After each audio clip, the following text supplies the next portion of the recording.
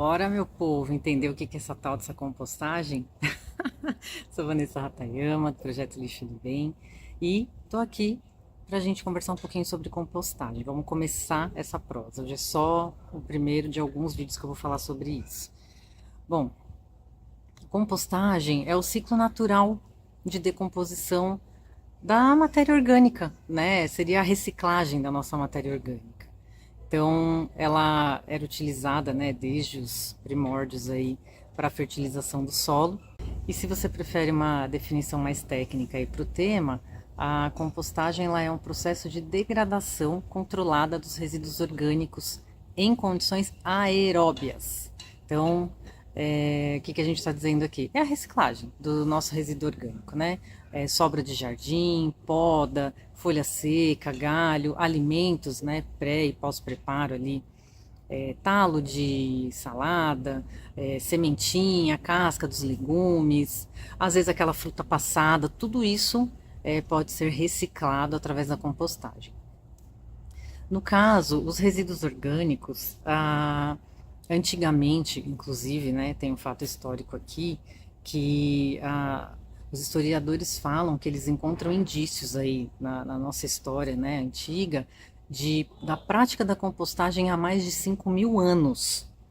Ou seja, os antepassados dos antepassados, dos antepassados, uma galera muito antiga que veio muito antes da gente, que descobriu e começou a desenvolver, né, a usar a compostagem como forma de fertilização do solo, de um modo natural, né?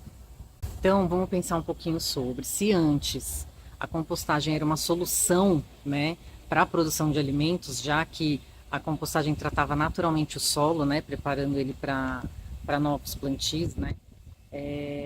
Depois da Revolução Industrial, da grande urbanização das cidades, o resíduo orgânico passou a ser um problema, porque ele passou a ser gerado em maior quantidade, né, não só o orgânico, os resíduos no geral, mas inclusive os orgânicos, porque a gente passou a ter mais desperdício, a mais perda no processo, trânsito, né, o trâmite do alimento desde o cultivo até chegar nas nossas mesas, e o descarte inadequado. Então, esses foram dois grandes problemas que a gente passou a enfrentar aí desses últimos séculos para cá. Agora vamos falar sobre os tipos de compostagem. A gente tem a compostagem, a mais tradicional, a mais antiga, que é a compostagem em valas, né? Você faz aquele o enterramento que eles falam, né? Dos resíduos. Só que a compostagem em vala ela requer espaço, né? Bastante espaço físico. Não é todo resíduo que você pode colocar lá. Então, normalmente você não coloca restos de carne, processados, evitar esses alimentos. Você precisa também cobrir com uma tela, alguma coisa assim, para evitar que bichinho doméstico, né, cão, gato, vá lá cavar e interfira ali no seu processo de compostagem. Um outro tipo que é mais comum, que a gente conhece aqui na região urbana, são os minhocários, ou a compostagem por caixa, na verdade, porque ela pode ser com ou sem minhoca. Então, se ela for com minhoca, ela é conhecida como minhocário. Essa compostagem ela é muito utilizada para apartamento, que foi a que eu comecei, né, a fazer primeiramente foi a compostagem em caixa, embora eu não tenha feito com minhoca, porque tinha algumas questões com as minhoquinhas. Preferia não ter tanta proximidade assim. E só que ela também tem algumas restrições de alimento para colocar lá. Então, nada pós-preparo você costuma colocar na compostagem em caixa, basicamente, né? E se for minhocário, você tem algumas restrições ainda de alimentos cítricos, algumas questões. Mas ele já é muito eficiente porque a grande maioria dos resíduos da casa, se você não tem muito desperdício, né, de alimento pós-preparo, ela atende, assim, muito a necessidade para quem reside em apartamento, essa compostagem em caixa. Temos também, agora vamos falar mais em métodos, na verdade. A gente tem vários métodos aí pelo Brasil. O método que eu conheci, primeiramente, foi o método Lages, depois da compostagem de caixa, né? Quando eu passei a compostar no chão, inclusive, eu fiz um curso com o professor Germano, aqui pela Prefeitura de Guarulhos, e foi a partir desse curso que eu decidi sair da caixa e passar para o chão. Ó, minha composteira está ali atrás, ó. O método Lages ele é muito simples. Ele fala sobre a compostagem em leiras, né? Você fazer aqueles montinhos. E uma grande vantagem que eu acho que economiza trabalho, tempo e principalmente a questão da praticidade é que nesse método de compostagem você pode colocar praticamente todo tipo de alimento, ele não tem restrição e você pode fazer no próprio solo, onde, por exemplo, você quer fazer um canteirinho ou você quer fazer uma horta, um jardim ali pequenininho, você tem só aquele cantinho de terreno, sabe? Às vezes é, sei lá, 40, 50 centímetros no canto da parede e de repente aquilo vai ali a parede toda do seu quintal. Se a terra é seca, você acha que não tem condição de plantar alguma coisa e vingar ali, você pode aplicar o método Lages. Então, é um método de compostagem, só que ele já prepara o solo, caso você queira fazer um plantio ali futuro, você já pode fazer a compostagem diretamente no solo onde você quer plantar. E dali a um tempo ele já vai estar preparado para você poder fazer o plantio. Serve também para pequenos espaços, como eu já falei, né? Então ele é muito útil, além de ser prático, ele é muito versátil nesse ponto.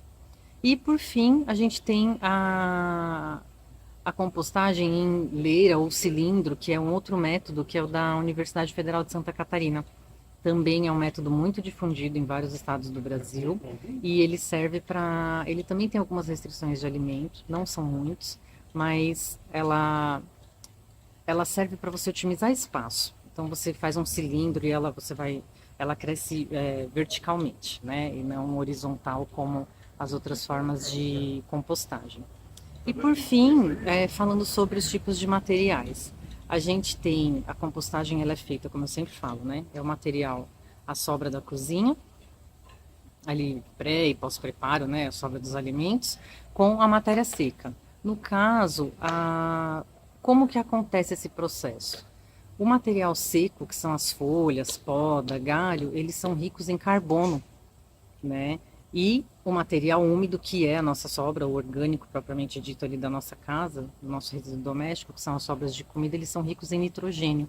Então a gente costuma fazer ali aproximadamente uma proporção de 1 para 3. Então é uma parte de nitrogênio para duas partes. 1 para 3 não. A gente fraciona o nosso resíduo em três partes. Uma parte vai ser nitrogênio, que é o alimento, né, a sobra do alimento, e para duas partes de carbono, que são as folhas secas, para que a composteira fique equilibrada.